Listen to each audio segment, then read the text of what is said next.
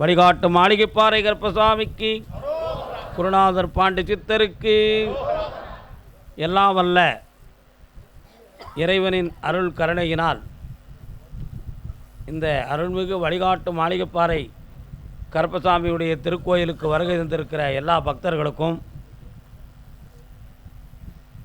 நமது கோவிலின் அருள் நிறை காட்சிகளை, அருள் நிறைந்த ஒவ்வொரு நிகழ்வுகளையும் யூடியூப் சேனல் மூலமாக உலகமெங்கும் பார்த்து தன் எண்ணங்கள் நிறைவேற வேண்டும் என்று சொல்லி மனதுக்குள்ளே பிரார்த்தனை செய்து கொண்டிருக்கிற எல்லா பக்தர்களுக்கும் உங்கள் அனைவருடைய எண்ணமும் நிறைவேறி இந்த பூவுலகில் புனிதமான வாழ்வை நீங்கள் பெற வேண்டும், அதற்கு கருப்பசாமி உங்களுக்கு கருணை பெற வேண்டும் என்று சொல்லி உங்களுக்காக நான் பிரார்த்தனை செய்து கொள்கிறேன்.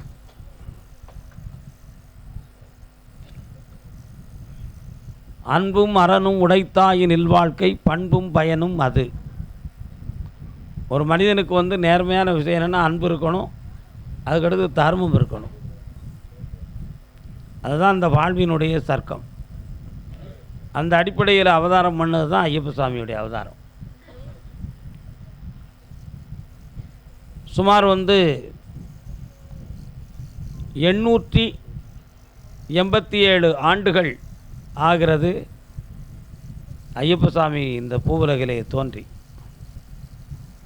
அரிகேசவ பாண்டியனுடைய காலத்தில் பந்தளத்து மகாராஜாவுக்கு மகனாக வளர்ந்து வந்தவர் தான் ஐயப்ப சாமி.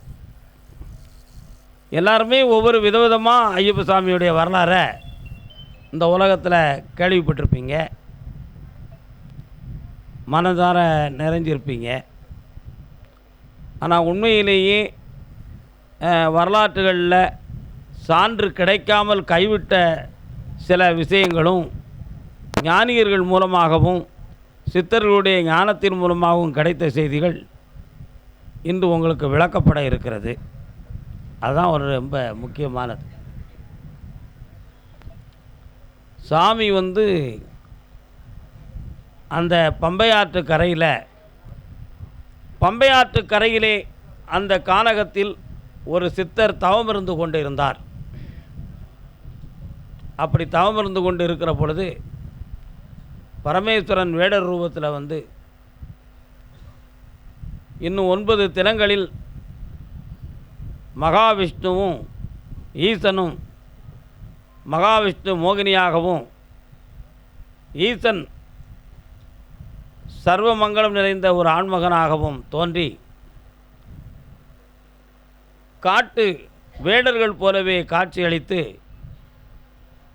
ஒரு குழந்தை பிறக்கும், அந்த குழந்தையை உன்னிடத்தில் நான் தருவேன், அந்த குழந்தை இந்த கலியுகத்தில் தர்மத்தை காப்பதற்காக பந்தளத்து மகாராஜாவுடைய அரண்மனையில் பிள்ளையாக வளர்ந்து வரும், அப்படி என்ற ஒரு வாக்கை அந்த சித்தரிடம் சிவபெருமான் கூறினார். வேடருடைய சொரூபத்தில் கூறினார்.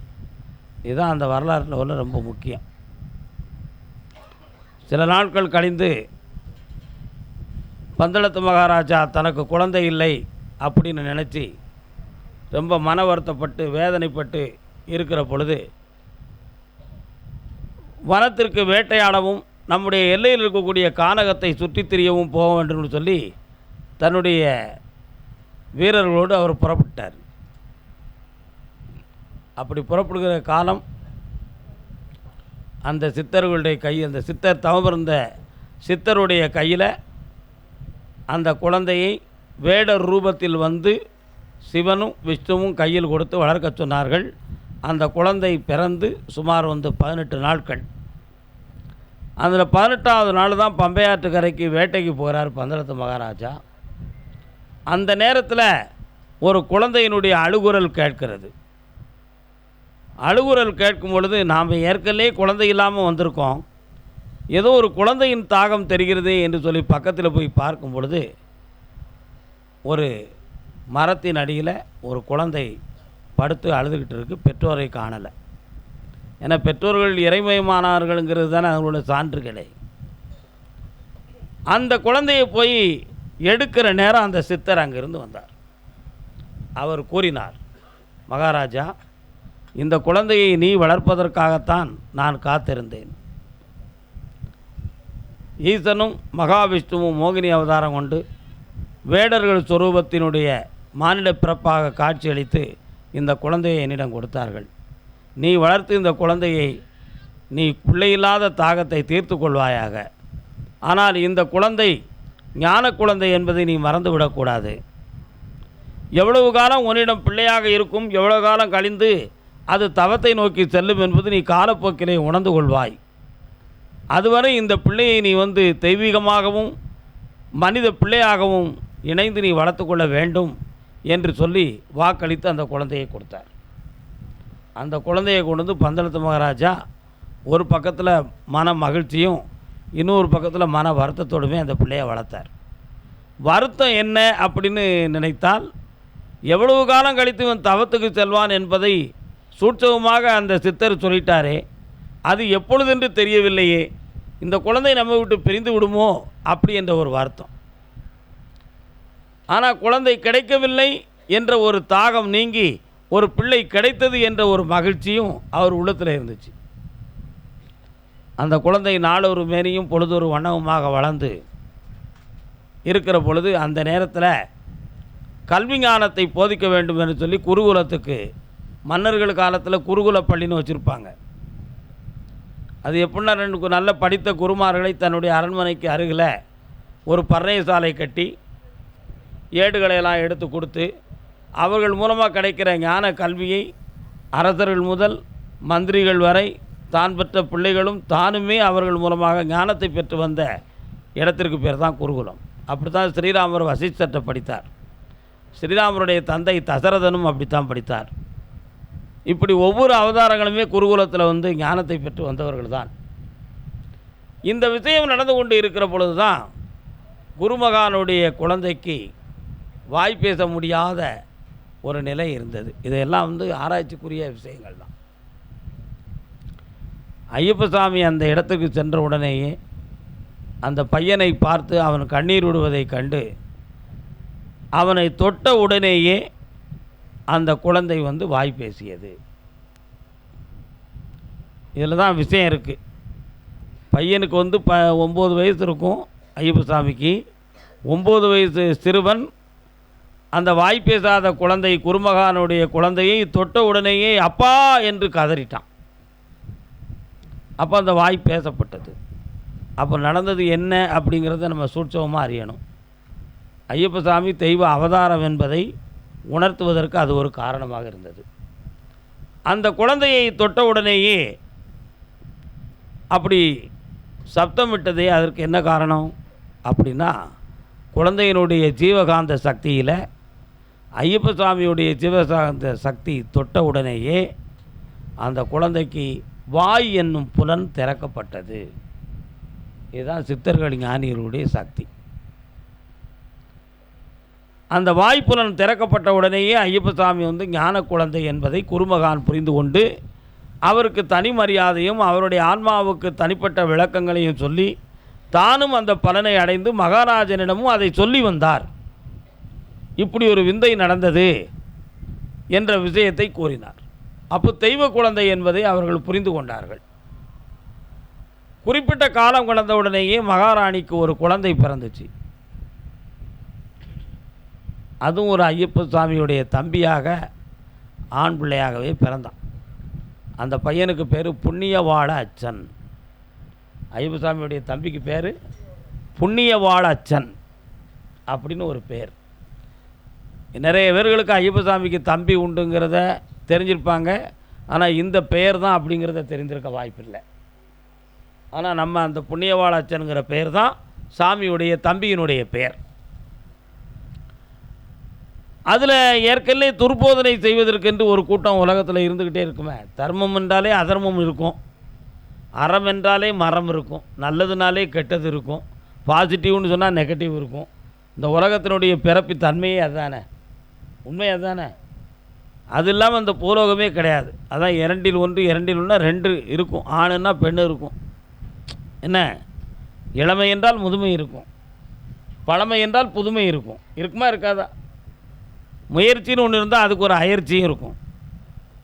என்ன எல்லாமே இப்படி தான் இரண்டாகவே இறைவன் படைத்தான். சக்தியும் சிவமும் சேர்ந்து படைச்சதுனால அப்படி ரெண்டாகவே பிறந்துருச்சு. அதுதான் உண்மை, இதனுடைய கால தத்துவம் அது. அப்படி இருக்கும் பொழுது துர்போதனை செய்வதற்கு மந்திரியின் போதனையால் மதிமயங்கி தாயவளும். மந்திரி சொல்லுதார், அம்மா நீ ஒரு குழந்தையை பெற்றுட்ட, உன் வயிற்றில் பிறந்த பிள்ளை தான் இந்த நாட்டை ஆளணும். மணிகண்டன் இப்பொழுதே இந்த நாட்டுக்குள்ளே நிறைய மரியாதை உள்ளவனாக இருக்கான். அவனுக்கு நாட்டை கையில் கொடுத்தாச்சுன்னா நாளைக்கு நீயும் உன் பிள்ளையும் தனிமையாயிருவாங்க. அதனால் உன் பிள்ளைக்கு பட்டம் சூடுறதே மிகவும் சரியானதுன்னு சொல்லி ஒரு போதனையை செஞ்சான். அதான் எண்ணற கற்று எழுத்தற கற்று எண்ணற குத்தி படித்தாலும் பெண் புத்தி பின் புத்தின்னு சொல்லி ஒரு பழமொழியை வச்சுருந்தாங்க. நல்லா புரிஞ்சுக்கணும். எண்ணற குத்தி எழுத்தற கற்றாலும் பெண் புத்தி பின் புத்தி அப்படிங்கிறத சொல்லுவாங்க. ஏன்னா ஆம்பளையுடைய புத்தி முன்னறிவாக போய்கிட்டு இருக்கும், பொம்பளை அதுக்கு வேகத்தடை போட்டுக்கிட்டே இருப்பான். அதனால் பெண் புத்தி பின் புத்தின்னு சொல்லுவாங்க. ஆனால் அந்த வேகத்தடையும் கூட ஒரு விதத்தில் பலனுடையதாக இருக்கும். ஆகா, பொண்டாட்டி சொல்ல மீறி இங்கே ஒருத்தன்ட்ட பணம் கொடுத்தமே, அது நமக்கு கிடைக்காம போயிடுதே அப்படின்னு நினைப்பான். அவள் சொல்ல கேட்டு நின்றுருந்தோம்னா இந்த பணம் வேஸ்ட்டாக இருக்காதுன்னு நினைப்பான். அப்போ அந்த இடத்துல பெண்ணுடைய அறிவு நுண்ணறிவாகிடுது இல்லையா? எல்லா பழமொழியும் எல்லா நேரத்திலும் பொருந்தாது. இருந்தாலும் அந்த பழமொழியை அழியவும் செய்யலை, நடைமுறையில் திருத்தமும் வரலை. என்ன 100க்கு 10 பேர் சரியாக இருக்காங்க, 90 பேர் பெண்மைத்தன்மையிலே தான் இருக்கிறாங்க. அது உலகத்தினுடைய இயற்கை தான், அது ஒரு குறைன்னு நினைக்கக்கூடாது. இதனால தான் புதுமை பெண்ணுங்கிற ஒரு தலைப்பில் பாரதியார் ஒரு அருமையான பாட்டை சொன்னார். பெண்ணுக்கு நுண்ணறிவை வைத்தான் புவி பேணி வளர்த்திடும் ஈசன். என்ன சொன்னார் பாருங்க, பெண்ணுக்கு நுண்ணறிவை வைத்தான் புவி பேணி வளர்த்திடும் ஈசன், மண்ணுக்குள்ளே சில மூடர் இந்த மாதர் அறிவை கெடுத்தார். அப்படின்னு புதுமை பெண்ணுங்கிற ஒரு தலைமையில் பெண்களை நீங்கள் பின்னேக்கி இருக்கக்கூடாது. அடுப்பூதும் பெண்களுக்கு படிப்பதற்கு அவங்க சமையல் கட்டில் இருக்கிறதோடு சரி, என்ன அதுக்கடுத்து அவங்களுக்கு படிப்பு எதுக்கு தேவையில்லைன்னு சொல்லி பெண்களை படிக்காமலே வச்சுருந்த காலம் இருந்துச்சு. அப்படி இருந்த காலத்தில் பெண்ணுக்குன்னு உள்ள ஒரு கட்டுப்பாடு, பெண்ணுக்குன்னு உள்ள ஒரு ஒழுக்கம், அவங்களுக்குன்னு இருக்கக்கூடிய ஒரு தன்மையோடவே அவங்க இருந்துக்கிட்டாங்க. ஆனால் அந்த படிப்பெல்லாம் வரணும்னு சொன்னோன்னா அவங்க ஈக்குவலிசன் ஃபார் லைஃப், அவங்களும் ஆம்பளைக்கு நிகராக எனக்கு படிக்கவும் முடியும், வேலை செய்யவும் முடியும். அதனால் ஏன் சொல்லல நீ கேட்கணும், உன் சொல்ல நான் கேட்டுக்கிடுவேன். அப்படி ஈக்குவலிசனாக வாழ பழகிட்டாங்க இன்றைக்கி. உண்மையா இல்லையா? அப்படி இருந்தால் தான் அந்த வாழ்க்கை லைக்கு, இல்லைன்னா இல்லை அப்படிங்கிற நிலைமை இன்றைக்கி பூலோகத்தில் வந்திருக்கு. அதுதான் புதுமை பெண் அப்படின்னு அர்த்தம். அதுதான் புதுமை பெண். புதுமை பெண்ணாக இருந்தது பிரச்சனை இல்லை, ஆனால் புரட்சி பெண்ணாக மாறிவிடக்கூடாது என்று ஒரு பக்கம் இருந்துச்சு. புரட்சி பெண்ணாக வந்துருச்சுன்னா நான் சொல்கிறேன் நீ கழியாம்பா, இல்லை கோர்ட்டுக்கு தான் போய் நிற்கணும், வாழ முடியாது. அதனால் புதுமை பெண் என்பது சரி, ஆனால் புரட்சி பெண்ணாக மாறிவிடக்கூடாது. சினிமாவுக்கு நல்லாயிருக்கும், சிறப்பான வாழ்க்கைக்கு நல்லா இருக்காது. அது சிந்திக்க வேண்டிய ஒரு சப்ஜெக்ட் இது. அதான் பெண்ணுக்கு நுண்ணறிவை வைத்தான் புவி பேணி வளர்த்திடும் ஈசன், அடுப்பூதும் பெண்களுக்கு படிப்பதற்குன்னு சொல்லி அடக்கி வைத்திருந்த காலங்கள் போய் என்ன புரியுதா? அடுப்பெரிக்கும் பெண்களெல்லாம் அடுக்கடுக்கா படிக்குதப்பா, அச்சடித்த காகிதத்தை அடுக்கடுக்கா சுமக்குதப்பா, ஏட்டினிலே எழுதுதப்பா, எடுத்து சொன்னால் புரியலப்பா அப்படின்னு பாட்டுக்கார் கண்ணதாசன். எல்லாமே இந்த காலத்தை உணர்ந்து சூழ்நிலைகளை உணர்ந்து பாடியது தான். அதற்கு அடுத்து ஒரு வார்த்தையை பாரதியார் அருமையாக சொன்னார், நல்ல விலை கொண்டு நாயை விற்பார். அதுவும் புதுமை பெண்ணில் தான் சொன்னார், நல்ல விலை கொண்டு நாயை விற்பார், அந்த நாயிடம் யோசனை கேட்பதுண்டோ அப்படின்னார். இன்றைக்கி ஒரு நாய் 5000-10,000க்கு நாய் இருக்குது, ₹1,00,000 நாய் இருக்குது தெரியுமா? இருக்கா இல்லையா? யாராவது நாய்கிட்ட யோசனை கேட்டு விற்றாங்களா? கிடைக்காது. அவன் வருவான், குட்டி போடுறதுக்கு ஏற்பாடு பண்ணுவான், வளர்த்துக்கிடுவான். எவன்டா பைத்தியாரம் வரான் அவன் தலையில் வச்சு கட்டி 10,000 வாங்கி நாயை கொடுத்துருவான். என்ன பரமசிவம் என்னப்பா? அதான் நல்ல விலை கொண்டு நாயை விற்பார், அந்த நாயிடம் யோசனை கேட்பதுண்டோ அப்படின்னு பாரதியார் சொன்னார். அதை ஏன் புதுமை பெண்ணுங்கிற அதிகாரத்தில் சொன்னார்? அப்பனும் ஆத்தாளும் காட்டுற மாப்பிள்ளைக்கு களத்தை நீட்டிக்கணும். உனக்கு இது பிடிச்சிருக்கா பிடிக்கலையா அப்படின்னு ஒரு கேள்வியை கேட்டுறவும் கூடாது, எனக்கு பிடிக்கிறங்கிற வார்த்தையை அவள் சொல்லிடவும் கூடாது. அப்படிங்கிற ஒரு கட்டுப்பாடு இருந்துச்சு. அதைத்தான் பாரதியார் இப்படி சொன்னார். நல்ல விலை கொண்டு நாயை விற்பார், அந்த நாயிடம் யோசனை கேட்பதில்லை. அதுபோல் நாயகனை தேடுகின்ற பொறுப்பை பெற்றோர் ஏற்றார், பெண்ணுக்கு அது கொடுப்பதில்லைன்னார். ஆனால் இன்றைக்கி அப்படி இல்லை. பொம்பளை பிள்ளை தண்ணி இஷ்டத்துக்கு ஒருத்தனை விரும்பிக்கணும், நான் தான் கல்யாணம் முடிப்பேன், எனக்கு முடிச்சது தான் கல்யாணம் முடிக்கணும்னு சொல்லும். அப்பனும் ஆத்தானும் கோயிலாக அலைவாங்க, பேய் உள்ள திருந்த மாட்டேங்குன்னு சொல்லி. உண்மையா இல்லையா?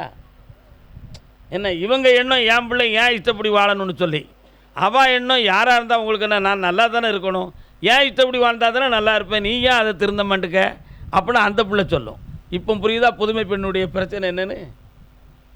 அப்போ பெற்றோருங்கிற கட்டுப்பாட்டை மீறி நடக்கும் பொழுது வளர்த்தவன் குமுறு தான், வளர்ந்த பிள்ளை திமிருது. ஆக மொத்தம் இருக்கவனுக்கெல்லாம் பிரச்சனை. பண்பாடு மாறுது, கலாச்சாரம் மாறுது, எல்லாமே மாறுது. என்ன அதனால் புதுமை பெண்ணுங்கிறது வாழ்வுக்கு சரி, சில கலாச்சாரத்துக்கு பொருந்தலை. ஆனால் பாரதி அப்படி அடங்கி இருக்கக்கூடாது. எல்லாரும் ஓரினம், எல்லோரும் ஒரு மக்கள், ஒன்றே குலம், ஒருவனே தேவன் என்ற ஒரு சத்தியத்துக்கு வரணுங்கிறதுக்காக அந்த புதுமை பெண்ணுங்கிற ஒரு தலைப்பை எழுதினார். இதுதான் பெண்ணுக்கு உடைய விளக்கம். அதை மாதிரி எழுத்தரை குத்தி எண்ணரை கத்தாலும் பெண் புத்தி பின் புத்தின்னு சொன்ன மாதிரி மந்திரி சொன்ன வார்த்தையை வச்சுக்கிட்டு அது சரிதான், நம்ம பிள்ளைக்கு நாளைக்கு அரசாணை கிடைக்கலன்னு சொன்னால் நம்ம பிள்ளையோட உதறி தள்ளிவிடப்படுமே, என்ன செய்வதுன்னு பார்த்தாள். மந்திரியாரே இப்பொழுது நான் என்ன செய்வேன்னா, தீராத தலைவலி போல் நீங்கள் இருந்துக்காங்க, அதில் எப்படியாவது மணிகண்டனை வனவாசத்துக்கு நம்ம அனுப்பிடுவோம்னு சொல்கிறார். இதுதான் விஷயம். இதெல்லாம் கேட்ட கதை தான் நினைப்பீங்க. வனவாசத்துக்கு அனுப்புனது தான் உங்களுக்கு தெரியும். அந்த வனவாசத்தில் அவர் யாரை சந்தித்தாருங்கிற விஷயம் உங்களுக்கு தெரியாது. நீங்கள் வெளிப்படையாக பார்த்தது மகிழ்ச்சியை சந்தித்ததாக நீங்கள் ஒரு கதை வச்சுருக்கீங்க. ஆனால் விஷயம் அங்கே இல்லை, அப்படி கிடையாது. அதுதான் இங்கே உள்ள ஞான ரகசியம். இதுதான் முக்கியம் இந்த இடத்துல. அப்போ உடனே இந்த நிலைகள் இருந்துக்கிட்டு இருக்கும் பொழுது தாய் தலைவலியால் படுக்கிறா. பார்த்தீங்கன்னா கோயிலில் சாமி ஆடுவாங்க. ஒருத்தனை குரு மாதிரி கொண்டு வந்து நிப்பாட்டிருப்பான். ஒருத்தன் சாமி ஆடுறவனுக்கும் குருவுக்கும் பிடிக்காதவனாக இருப்பான். இவன் திருநீர் போட்டு நான் அடங்கிடுவனோன்னு சாமி ஆடுறவன் நினைப்பான். எப்பேற்பட்ட சாமியும் நான் அடைக்கிறவன்னு சொல்லி குரு சொல்லுவான். ஆனால் குருவுக்கும் அந்த சக்தி இருக்காது, இந்த சாமி ஆடுறவனுக்கும் அந்த சக்தி இருக்காது. ரெண்டு பேருக்கும் மனசு தான் இருக்குன்னு அர்த்தம். நாம் குருங்கிற ஆணவம் இவனுக்கு, நம்ம தான் சாமிடான்னு சொல்லி இவனுக்கு. ஆக இவன் திருநீரை போடுவான், திருநீர் தான் திரும்ப சாமி அடங்காது. அங்கே நடந்த என்ன விஷயம்? அவன் மனசார சாமி ஆடினான், உண்மையான பவரால் அவன் ஆடலை. உண்மையான பவரால் ஆடிருப்பான்னா அவனுக்கு அந்த ஆணவம் வந்திருக்காது. உண்மையா இல்லையா? அதனால் அவன் மனத்தால் ஆடுறான். எவன் என்ன சொன்னாலும் நம்ம அடங்கக்கூடாது, யார் என்ன சொன்னாலும் கட்டுப்படக்கூடாதுங்கிற ஒரு திமிரை உள்ளத்துக்குள்ள வச்சு ஆடுறதுனால அவனுக்கு என்ன செய்ய முடியலை, அடங்கி நிற்க முடியலை. அப்போ அவன் மனசு. அதை மாதிரி இங்கே உள்ள சைக்காலஜி என்னன்னு சொன்னால், தலைவலி உண்மையிலேயே வரல, ஆனால் தலைவலி வந்ததாக ஒரு மாயையை மனதிலே வைத்துக்கொண்டு அந்த அம்மா என்ன செஞ்சுது, தலைவலி போல் படுத்துக்கிடுச்சு. அந்த நேரத்தில் மகிழ்ச்சி அப்படிங்கிற ஒரு அசுரர்கள் அதர்மங்களை செய்து சமூகத்துக்கு துரோகம் பண்ணிக்கிட்டு வந்த காலம். அந்த மகிழ்ச்சியை அளிப்பதற்காக மகாத்மதேவன் வரை எல்லோரும் அயராத முயற்சி செய்து மணிகண்ட பெருமானை எப்படியாவது வனவாசத்துக்கு அனுப்பி மகிழ்ச்சியை வதைக்க வேண்டும் என்பதற்காக இந்த அம்மாவுக்கு மருந்து கொடுக்கக்கூடிய வைத்தியராக ரெண்டு பேரும் சேர்ந்து வராங்க. இந்திரனும் நாரதனும் வந்து மருத்துவத்துக்காக வராங்க. இன்றைக்கி ஐயப்பசாமி வரலாறில் நமக்கு இவ்வளவு தான் உங்களுக்கு கொடுக்கப்படுகிறது. அடுத்த வாரம் பௌர்ணமி அன்னைக்கு இந்த சர்க்கத்திலேருந்து தொடங்கி சாமி வனவாசம் போகிறது வர, அதுக்கு அடுத்த வாரம் வனவாசத்துக்கு பிறகு பந்தளத்திராஜா என்ன ஆனார், சாமி ஜோதிமயமாக எப்படி ஆனார், பக்தர்கள் எப்படி நடந்துக்கிட்டு இருக்காங்கிறத பற்றி அது இன்னும் 2 பகுதியில் ஐயப்பசாமியுடைய வரலாறு உங்களுக்கு முழுமை செய்யப்படும். இன்றைக்கி நம்ம அருள்வாக்க தொடங்கிறதுக்கு ஆயத்தமாயிருவோம். மாசில்லாத மனமே ஈசன் கோயில் என்று சொல்லி வெற்றியை காண்போம். வாழ்க வாழ்க.